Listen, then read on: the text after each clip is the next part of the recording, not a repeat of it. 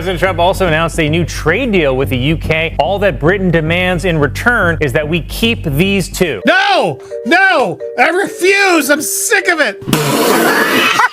Turns out Prince Harry and Meghan Markle will still get paid millions of dollars for doing absolutely nothing. If you came up with the picture of an annoying, insufferable white woman, it would be Meghan Markle, even though she's not white. Yeah, they were very worried about their safety, which I get that aspect of things. After 6 episodes, I wanted to attack them. Meghan Markle has finally revealed why she and Prince Harry call each other M and H. Mm-hmm. And he'll say M and you'll say H and your friends say M and it just is a thing. It's a thing. And do you both love it? Yes, and I like nicknames a lot. What could it be? A mystery for the ages. I had no idea how racist they were. It's the royal family. They're the original racists. It was evident that a violent change had taken place as Colin Jost aimed towards Meghan Markle while gazing into the Saturday Night Live camera. This wasn't a joke either. This was a decision. We must examine 3 factors in order to fully comprehend how Meghan and Harry went from being royal dissidents to becoming the most popular joke in the world. The official tipping moment was the SNL roast, followed by a ceaseless barrage of comedy from all over Hollywood, and the most damning proof of all was their own incredibly bizarre public remarks. No joke could ever be as telling as the very awkward discussion that took place during Prince Harry's interview on The Colbert Show. We'll get to it. You have to see it to believe it. However, we must begin with the takedown that tore the entire story apart. Colin Jost, the Weekend Update anchor, opened things up on Saturday Night Live. Using a straightforward news article about global trade as a sledgehammer, he questioned the Sussex's current value. Also announced a new trade deal with the UK. All that Britain demands in return is that we keep these two. The audience in the studio went crazy. It was an unadulterated, unrefined response.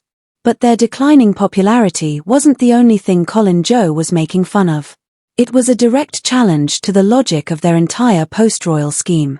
Joe used this to make an even bolder and more uncomfortable analogy when the conversation shifted to a well-known millionaire making odd decisions. Elon built electric cars, he's going to Mars. Why is he even involving himself with Twitter? It would be like if the Prince of England gave it all up just to marry an actor from Suits.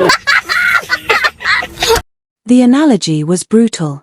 In essence, it referred to their idyllic romance as a perplexing professional error.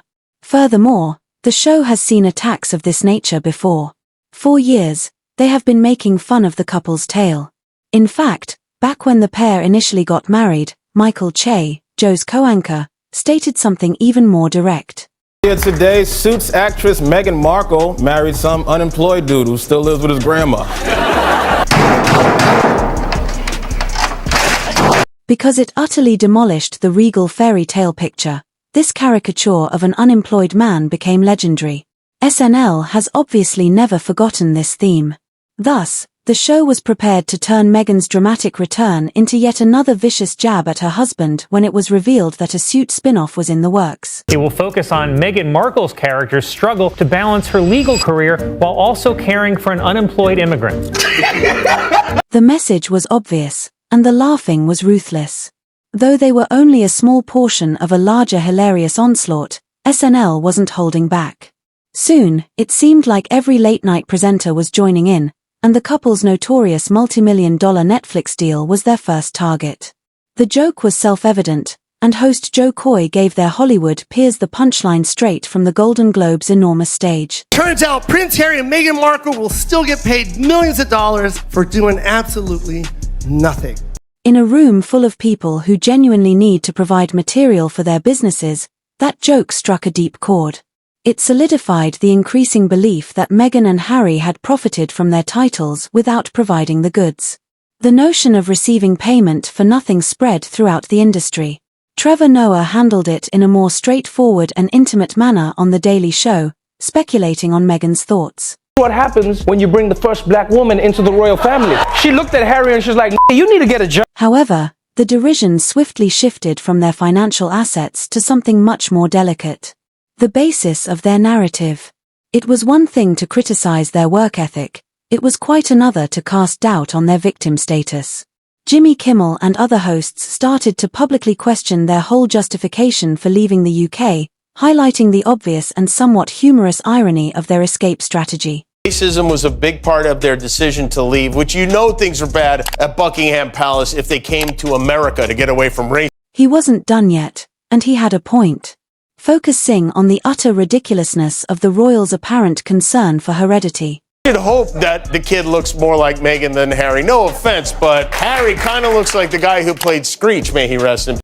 Now that their most grave accusations were being publicly mocked on national television, the criticism grew more intense and personal.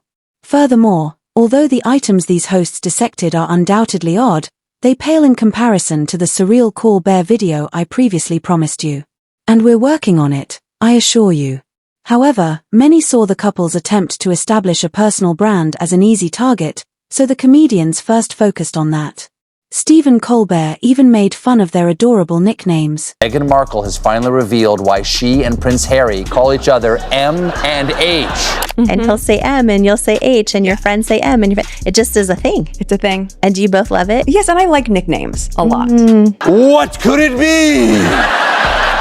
A mystery for the ages. Criticism of Meghan's brand was exacerbated right away by her new cookery show on Netflix. According to reports, she was only elegantly repackaging store-bought meals rather than cooking.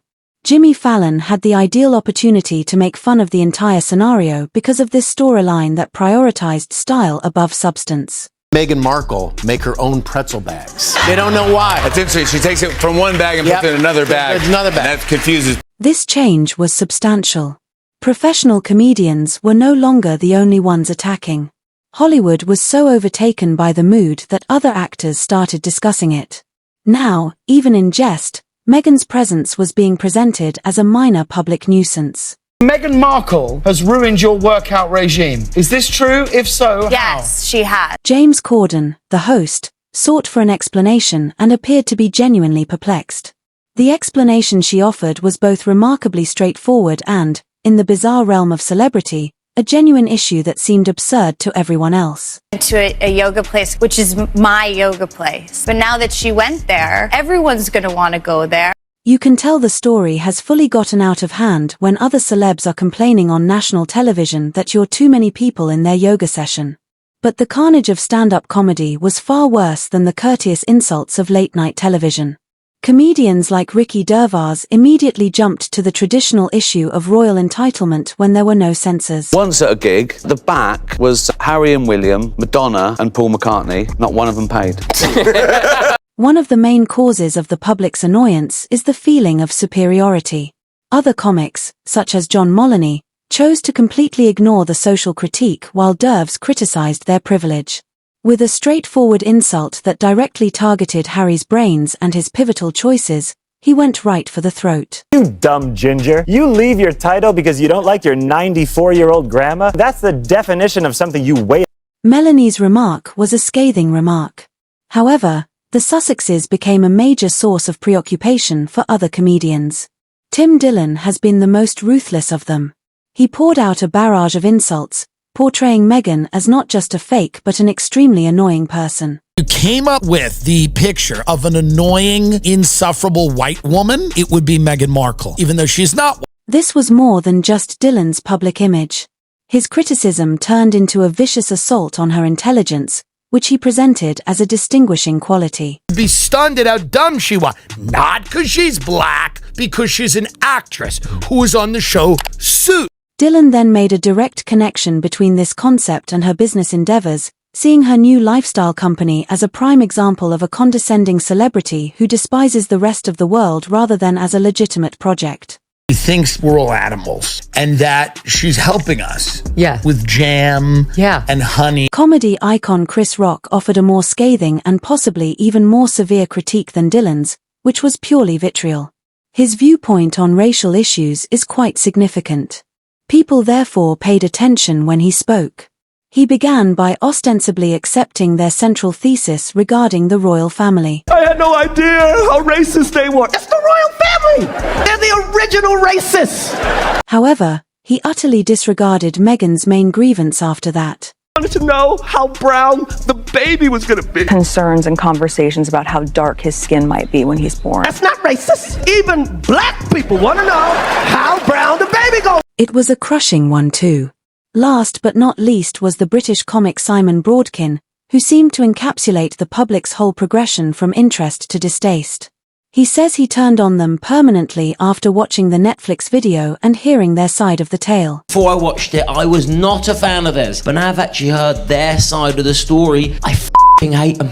The little, self-important things in their story, such as their manufactured, corporate-sounding identities that appeared wholly unauthentic, were what seemed to be driving him insane. Start calling each other H&M, and I just thought, oh, do f*** off. He was also perplexed by the way they portrayed everyday royal moments, such as the curtsy, as particularly distressing experiences that, to many, sounded utterly out of place.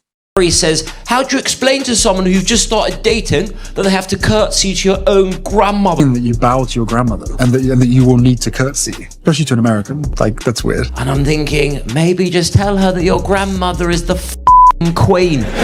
Additionally, Harry's own embarrassing language choices in his book provided comedians like Broadkin with even more fodder, making him seem rather ridiculous and unlikable. Let me quote you here. Me and M pulled the pin on a fun grenade. I actually started rooting for Prince Andrew. Hearing multimillionaires lament having to pay for their own protection was the last straw for Broadkin and many others. Any remaining sympathy that individuals might have had was obliterated by the complaint. They were very worried about their safety, which I get that aspect of things after 6 episodes. I wanted to attack them. The stand-up community found the defendant guilty on all counts. The last phase of public derision, however, may be the most degrading of all. The cartoonists take over when the comedians finish, and no program was more brutal than South Park. You've lived a life with the royal family, you've had everything handed to you, but you say your life has been hard, and now you've written all about it in your new book, Win. The worldwide privacy tour was a whole episode of the show devoted to them. It began by savagely disparaging Harry's autobiography. However, it quickly shifted to the main, obvious paradox of the book, a man who despises journalists but decides to become one himself. Family like stupid, and then so like journalists, so you hate journalists. That's right. And now you wrote a book that reports on the lives of the royal family. Right, so you're a journalist. Trey Parker and Matt Stone, the show's creators, then intensify their assault.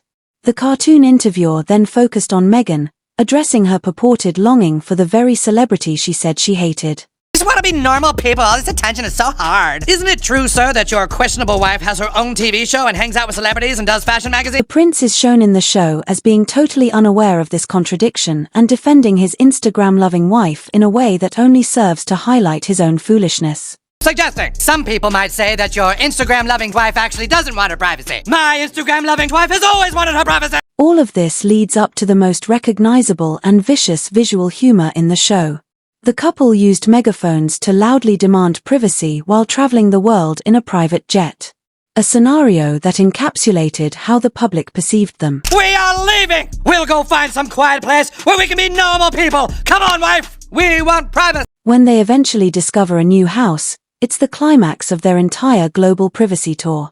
A place that is calm and completely normal, which only serves to perplex them and confirm that they never desired seclusion but rather attention. Quiet and empty her? If we moved her, then people would think we're really serious about wanting to be normal. 31 other cartoon series, such as Family Guy, employ them for faster, more vicious drive-by punchlines, usually centered on their alleged avarice and sloth, while South Park devotes an entire story to their hypocrisy. Sir, your millions from Netflix for no one knows what. Put it with the rest of them. The Sussexes had turned into a straightforward abbreviation for receiving compensation for doing nothing for these shows. Time to do our daily $250,000 sponsored Instagram post for Delta. Netflix wasn't the only one. They thought the couple was involved in the whole embarrassing world of sponsored content. I shouldn't have left the made-up nonsense. Even if the cartoons were violent, they were only mirroring the original content. And Prince Harry himself was the source most of the time. There was an intriguing part of his conversation with Stephen Colbert where it seemed as though Colbert was attempting to give Harry some straightforward on-air counsel. It was a straightforward movie phrase with a subliminal hint about his public fight. He said, let us have an end to this debate about what makes a good man and be one. There you go. You can use that. Good knowledge. You can use that. That's yours to utilize. Excellent understanding. That's yours to utilize. Harry seems to completely overlook the significance of the situation with his nonchalant excellent knowledge remark. It seems to go straight over his head when Colbert gives him a strong quote about putting an end to the argument and just being a nice man. The other moment from that evening is ideal for this type of detachment. The really awkward conversation I promised you at the start. That's the part we're editing out of this interview. Boy, right there. All right. Very similar to this experience. In contrast, this isn't a comedian's punchline. It's when the mask comes off and a self-inflicted discomfort is exposed, justifying all the previous jeering. This is the video. Unlike what? That's right, you carry on. You were doing great, No, you're doing great. Have you noticed that? His eyes abruptly changed, and he made a passive-aggressive remark about the interview process. He appears truly enraged, as though he might just leave the stage right now. I'm not sure. He seems to be exerting too much effort to blend in with everyone, and the stress is evident. Indeed, it is the whole issue.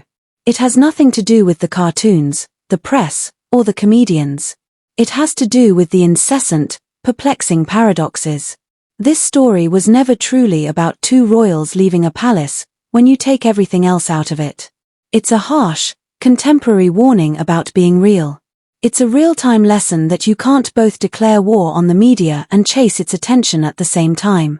You cannot live a life of unquestionable and extraordinary privilege and preach a tale of victimization and adversity. Eventually, the paradoxes become too much to ignore. The court of public opinion, with its comedians serving as the contemporary court gestures, will always render the decision when that occurs. There's more to the laughter you've heard in these clips than just a few clever jokes. The sound of a story that people no longer believe is unmistakable. This leads us to the last inevitable query. Is there anything Harry and Meghan can do to truly get better after all the tactical errors, the public mockery, and the self-harm? Or have the jokes now irrevocably and permanently shaped their brand?